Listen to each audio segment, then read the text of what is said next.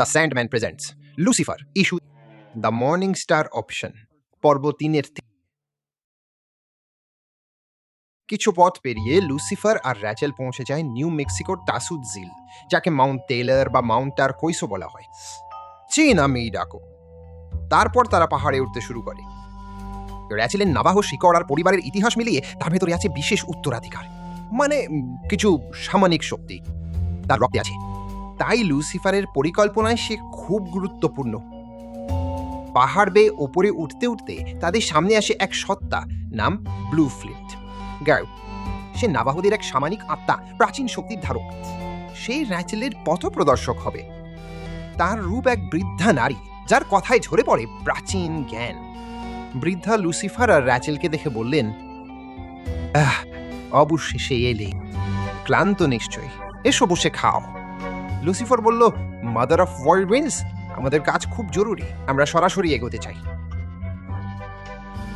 বৃদ্ধা ঠান্ডা গলায় বললেন, চুপ করো, আমি আমার নাতনির সঙ্গে কথা বলছি।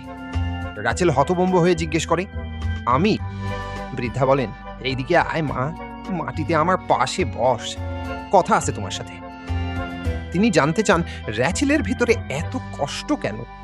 র্যাচেল বলে, হ্যাঁ, সব এলোমেলো এখন, আমি ভয়ঙ্কর ভুল করেছি, সেটা ঠিক করতে চাই, আর লুসিফার পাশে আছে। বৃদ্ধা র্যাচেলকে গরম ভুট্টার প্যানকেক আর ভালুকের চর্বি খেতে দেন। তারপর তিনি লুসিফারকে বলেন, আরে তোমার জন্য প্যানকেক কম হয়েছে, এই জগে পানি ভরে আনো আর বানাই। এ কথা বলে লুসিফার পানি আনতে বেরিয়ে যায়। লুসিফার যেতেই তারা দুজন একা হয়। বুড়ি জিজ্ঞেস করে, প্যানকেক কেমন লাগছে? র্যাচেল বলে, এগুলো জীবনে খাওয়া সবচেয়ে বাজে জিনিস। বুড়ি আবার বলা শুরু করে, নাতনি, সে তোমার উপকার করছে না, সে যা করে নিজের স্বার্থেই করে। র্যাচেল বলে, কিন্তু সে বলেছিল গেলে ভাইকে ফিরে পাবো। বুড়ি শান্ত গলায় বলে, সে তা বলেনি, তোমার মনের কান্নায় তার আসল কথা শোনোনি। এখন সে তোমার পথ ধরেই এই পবিত্র জায়গায় এসেছে। র্যাচেল বলে, লুসিফার না থাকলে সে কখনোই এখানে পৌঁছাতে পারত না। এ সময় লুসিফার জগ ভরা পানি নিয়ে ফিরে আসে। সে বুড়িকে বলে, খাওয়াতেই যদি চাও ভালুকের চর্বিটা কম দিও প্লিজ। বুড়ি জবাব দেয়, পেট ভরার সময় নেই লুসিফার, তুমি তো তাড়ায়। তারপর বুড়ি র্যাচেলকে একটি উপহার দেয়, যার নাম জিস। সে বলে, এটা ওষুধের থলি, যেখানে যেতে হবে নিয়ে যাবে, আবার ফিরিয়েও আনবে।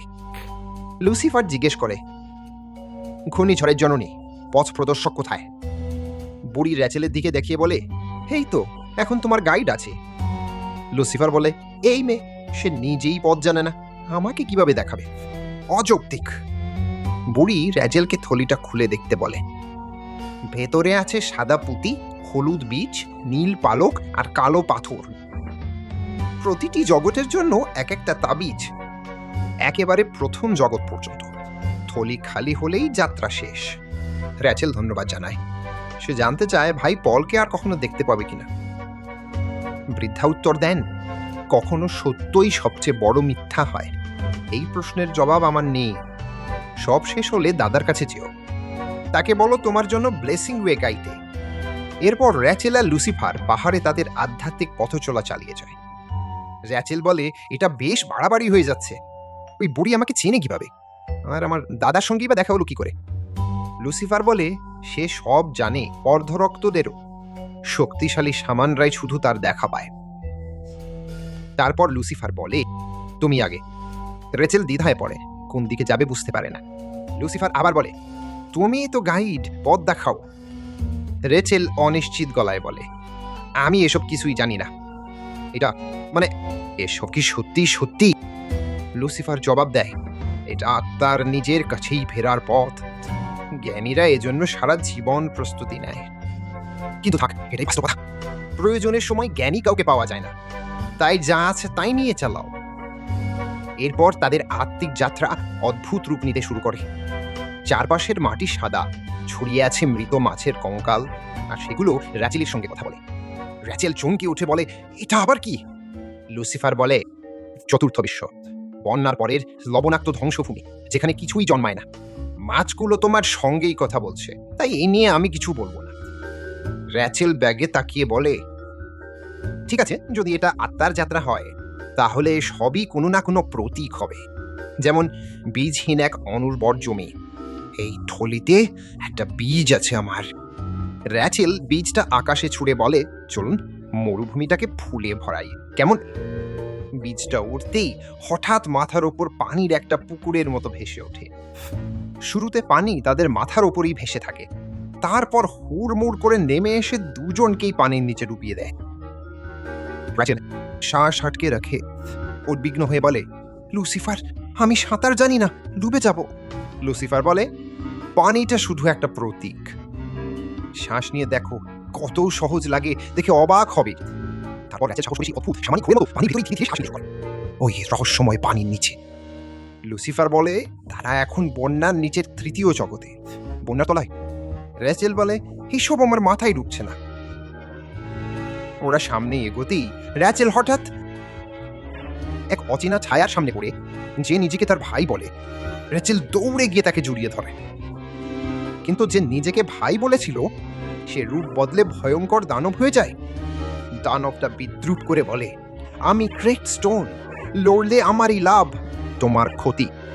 র্যাচেল চিৎকার করে, লুসিফার! লুসিফার ঘুরে দাঁড়ায়, জাদু ছড়ে, আর সেই প্রাণীটাকে পাথর বানিয়ে স্থির করে দেয়। লুসিফার তাকে কাছে টেনে নেয় আর নিচের গভীর খাদের দিকে দেখায়। সে বলে, এই খাদটাই দ্বিতীয় জগৎ, আর একদম তলায় প্রথম জগৎ। নিচে নামার পথ না পেলে আমরা এগুতে পারবো না। র্যাচেল বৃদ্ধার দেওয়া থলিটা খুঁজে দেখে, একটা পালক বের করে। সে ভাবে হয়তো এটা দিয়ে নিচে নামা যাবে। হঠাৎ পাথরের দেওয়াল ভেঙে যায় আর তারা নিচের খাদে পড়তে শুরু করে, কিন্তু পালকটা পড়া ধীর করে দেয়। তারপর তারা নিরাপদে নিচে নামে। নিচে নেমে র্যাচেল জিজ্ঞেস করে, এটাই কি প্রথম বিশ্ব? কোথায় সেই কণ্ঠহীন দেবতারা? দুজন চারদিকে তাকায়, উপরে চায়। আকাশে তারা এক অদ্ভুত ভাসমান বস্তু দেখে। লুসিফার বলে, ভ্যালিটি। ওরা নিজেদের দেহ দিয়ে এটা বুনেছে, কোনো যন্ত্র ব্যবহার করে না। দেখে তাদের বুনন কতটা শক্ত। লুসিফার ছুরি তুলে ভাসমান সত্তাটাকে আঘাত করতে যায়। ভ্যালেডি তখন লুসিফার আর র্যাচেলকে আগুনে পুড়িয়ে দিতে চায়। লুসিফার অক্ষত দাঁড়িয়ে থেকে বলে, ভাবছো আগুনে পুড়ব? আমি লাইট ব্রিঙ্গার, সূর্যদের রাখাল। এরপর ভ্যালেডি বলে, আমাদের শক্তির জায়গায় আমাদের আঘাত করতে পারবে না। মানুষের বিশ্বাস আমাদের মাধ্যমেই দাঁড়িয়ে আছে। এখন আমরা পাহাড়ও সরাতে পারি। এই শক্তি আমরা ছাড়বো না।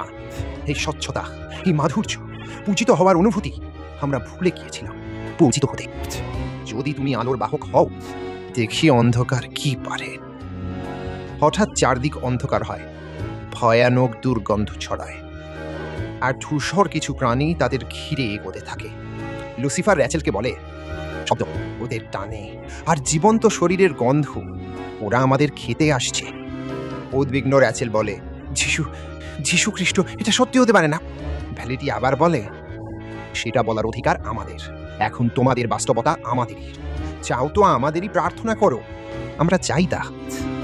লুসিফার বলে, কি বলো র্যাচেল, ঘুমের আগে ছোট্ট প্রার্থনা? দেখো, কাজ কিন্তু ঠিকই করছে ওরা। কাউকে মরাতে চাও, বললেই কাজ। রেচেল বলে, সে খুনি না। লুসিফার বলে, অবশ্যই তুমি। সরি বলে লাভ নেই, অপরাধ বোধেও না। ওরা যেমন বানিয়েছে তুমি তাই। এরপর র্যাচেল আকাশে সেই ভ্যালিটিকে অভিশাপ দিয়ে বলে, তোরা জঘন্য হারামজাদা, পিচ্ছিল কুচুটে শয়তান, তোদের কাছে মাথা নোয়ানোর চেয়ে মরাই ভালো। ঘৃণা করি তোদের, তোরা আমার ভাইকে মেরেছ। লুসিফার তখন বলে, চাও, একটা ইচ্ছা করো।